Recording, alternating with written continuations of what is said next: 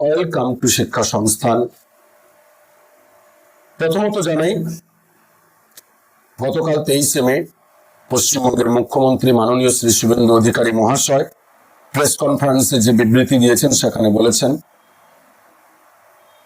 যে 2026 মে মাসের 31 মে পর্যন্ত যত ভ্যাকেন্সি থাকছে প্রত্যেক ভ্যাকেন্সি আপডেট জানাতে হবে জুন মাসের 30 মধ্যে। তার কারণ এই সরকারের প্রথম এবং অন্যতম ভূমিকা হচ্ছে নিয়োগ। 5 থেকে 6 লক্ষ নিয়োগ 1 বছর 1.5-2 বছরের মধ্যে। তাই এই নিয়োগ প্রক্রিয়া সম্পূর্ণ করতে হলে আগে ভ্যাকেন্সি প্রয়োজন।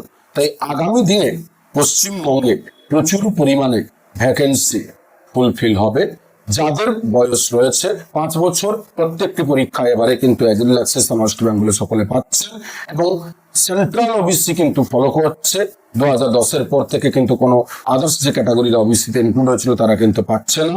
তাই এই যে প্রচুর পরিমাণে ভ্যাকেন্সি তৈরি হবে, সেই ভ্যাকেন্সি গুলো কিন্তু প্রত্যেকটা ক্ষেত্রে টিচার থেকে শুরু করে আদার্স সেক্টরে, যেমন বলি প্রাইমারি, আপার প্রাইমারি, মাদ্রাসা, স্কুল সার্ভিস কমিশন থেকে PSC assistant master specialist, school SI এবং আদার্স হচ্ছে পুলিশ, আফগানি, কনস্টেবল এবং ক্লারিক্যাল অফিসার, WBCS, প্রত্যেকটা ক্ষেত্রে।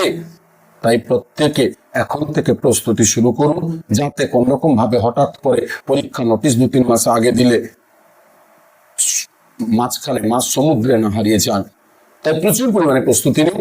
আরো বিস্তারিত তথ্য পাওয়ার জন্য আমাদের শিক্ষা সংস্থান Belgharia YouTube channel, Facebook follow করুন, তাতে নিত্য নতুন তথ্য পেতে থাকবেন। ধন্যবাদ।